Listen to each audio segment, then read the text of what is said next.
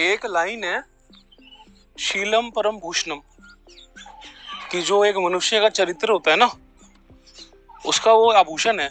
मतलब हमारा चरित्र है, जो हमारा एथिकल और मोरल कंडक्ट है, जो हम लाइफ में एथिक्स और इंटीग्रिटी रखते हैं, जो हम चीज़ों में डिफरेंशिएशन करते हैं, जो हमारे कल्चर के अकॉर्डिंग है चीज़ें, तो उसको शीलम परम भूषणम बोलते हैं कि जो चीज़ें समाज में एक्सेप्टेबल है या जो एक्सेप्टेबल नहीं है। तो इसका ध्यान रखना बहुत हमें ज़रूरी है, क्योंकि जिस देश में हम रह रहे हैं ना, इंडिया के अंदर या भारत के अंदर, तो यहाँ पे कल्चर जो है वो प्राथमिकता के ऊपर है ना। वो वेस्टर्न कंट्री तो है नहीं, इतना कल्चरली एडवांस नहीं बने हम अभी भी। हम पेरेंट्स के साथ में रहते हैं या घर में वो लिहाज शर्म है, कुछ घरों में तो है, सबका तो पता नहीं मुझे। तो अभी भी हमारे घरों में वो चीज़ें इतनी ज़्यादा नॉर्मलाइज नहीं हुई कि पेरेंट के साथ बैठ के हम कोई रोमांटिक सीन देख रहे हैं या घर में ऐसी ऊट टांगी बातें हो रही हैं। और उस देश में कोई इंसान out of sudden, out of random आके इस प्रकार की कमेंटिंग कर रहा है ना, और उसको भी कुछ लोग जस्टिफाई कर रहे हैं कि ये तो हमारी फ्रीडम ऑफ स्पीच की जो वो जो राइट है उसका ये मतलब एक प्रकार का मतलब जो फ्रीडम ऑफ स्पीच है वो वायलेट हो रहा है।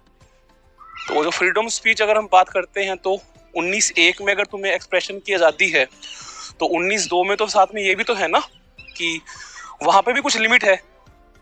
उसमें तुम ये तो नहीं कुछ भी बकवास करोगे फ्रीडम ऑफ एक्सप्रेशन के नाम पे, फ्रीडम ऑफ स्पीच के नाम पे। तो यहाँ पे वो चीज़ें अभी एक्सेप्टेबल नहीं रही। तो जो हुआ बहुत अच्छा हुआ है और होना भी चाहिए।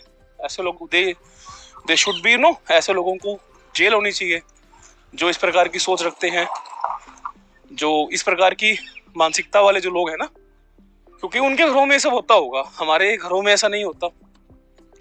और जो इस इंसान का इतना विरोध हो रहा है, तो ऐसी गलतियां नहीं होती यार। ऐसी गलतियां मतलब कैसे एक्सेप्ट हो सकती हैं समाज के अंदर? तुम मतलब एक इतने बड़े लेवल पे हो और उसके बाद तुम्हारी सोच ऐसी है। तो वही बात है ना कि इंसान की पैसे आ जाने से भी इंसान की बुद्धि का विकास नहीं होता। At least you should have a control on your tongue कि तुम बोल क्या रहे हो। बोलने से पहले एटलीस्ट सोचो। उस शो को ब्लेम कर रहे हो तुम, उस शो में डे 1 से ही उल्टी हरकतें हो रही थी। कोई कपड़े काट रहा था, कोई कुछ बोल रहा था। पता मैं एक बात बोलता हूँ ना कि धोरे चेहरे, धोरी मतलब एक डबल फेस पीपल, दोगलापन जब बोलता हूँ, जो इंडिया के लोग हैं डबल फेस कैरी करते हैं। थ्योरी में कुछ हो रहे हैं, प्रैक्टिकल में कुछ हो रहे हैं, घर कुछ हो रहे हैं, बाहर कुछ हो रहे हैं। हर कोई इंसान एक दोहरी जिंदगी जीता है। जो साइकोलॉजी के अंदर ये चीज बड़े अच्छे से एक्सप्लेन कर रखी है। There is some sort of darkness in every person, चाहे वो मेल है चाहे वो फीमेल है। और जैसे ही वो उसको कंड्यूसिव एनवायरनमेंट मिलता है ना, तो इंसान वो चीजें करता है। देखो तुम, जो आंदोलन होते हैं या फिर जो मतलब जितने प्रकार के, मान लो कोई एक भीड़ भाड़, जैसे मान लो उसमें उत्तराखंड में त्रासदी आई थी, तो वहां पे लोग मरे हुए लोग थे, उनके हाथ कटे हुए मिले थे, उंगलियां कटी हुई मिली थी, जेवर उनके हाथों को काट के निकाल दिया गया था। मरने के बाद लाश फूल जाती है ना, तो वहां कहाँ गए इंसान के एथिक्स कि मर रहा है मैं उसके जेवर निकाल रहा हूँ?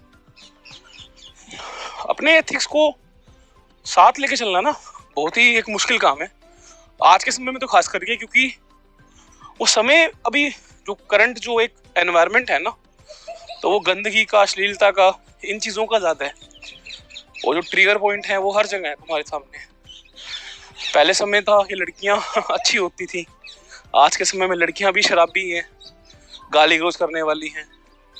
दोनों ही जेंडर एक जैसे हो चुके हैं। पहले तो एक जेंडर था, अब दोनों ही बराबर है। तो बस वही है कि इस दौरान हम एक ही रास्ता है कि मतलब भगवत गीता पढ़ें और डेली चैंटिंग करें और अपने आप को भगवान के साथ कनेक्टेड रखें, क्योंकि इस इरा ऑफ डार्कनेस में केवल भगवान का नाम ही है जो हमें गलत चीजों से बचा सकता है।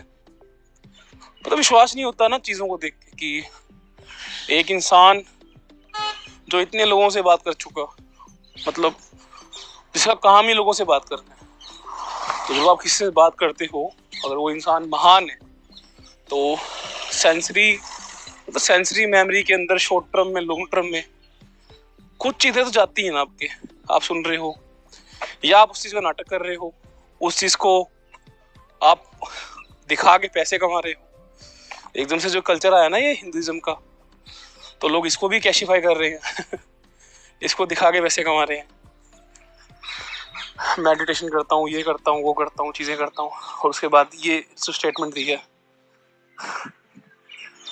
कितनी बड़ी स्टेटमेंट है ये। मतलब शब्द नहीं है मेरे पास में इस स्टेटमेंट के लिए कि अब मतलब इतनी ज्यादा अश्लीलता आ चुकी है कि पहले तो गालियां तक थी, अब जो चीजें हैं वो थ्योरी के साथ प्रैक्टिकल होने की तरफ भी बढ़ रही हैं। इस चीज को भी नॉर्मलाइज किया जा रहा है। तो बहुत ही मतलब, वैसे तो शुरुआत है कि मुझे इतनी खास कोई चंपा नहीं हुआ, क्योंकि कलयुग में आप और क्या एक्सपेक्ट कर सकते हो। अभी तो बहुत कुछ होना बाकी है, तो बस शुरुआत है। आगे के देखो होता है क्या। काफी मतलब खुशकिस्मत हूं मैं कि हमारे घरों में, हमारे समाज में ऐसी चीजें नहीं है, और भगवान का काफी शुक्र है कि उसने पैसे वाले घर में पैदा नहीं किया या लाइफ में स्ट्रगल दी है। कम से कम रीजन है हर रोज खुद पे काम करने का, उठने का। सब कुछ पहले ही मिल गया होता तो आज जो स्ट्रगल कर रहे हैं, स्ट्रगल करने का सौभाग्य ना होता लाइफ में। काफी चीजें देखी पिछले 4-5 साल में, अभी भी देख ही रहे हैं। लेकिन जो साइकोलॉजी की टर्मिनोलॉजी जो है ना, डबल फेस इंसानों वाली, जो लोग दोहरी जिंदगी जीते हैं, तो उसको लेके तो मैं स्टार्टिंग से कंफर्म था, क्योंकि जो इंसान का मैंने पास्ट देखा था ना, तो मुझे लगता था कि अरे इंसान जो है ना एक प्रिटेंड कर रहा है।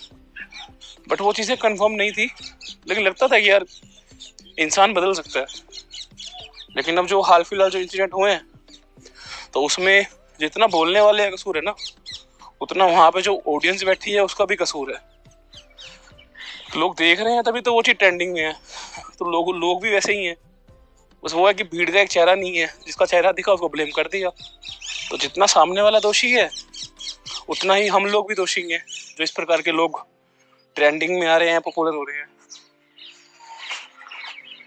इसलिए यूट्यूब को मैंने डिलीट मार दिया मेरे फोन में से।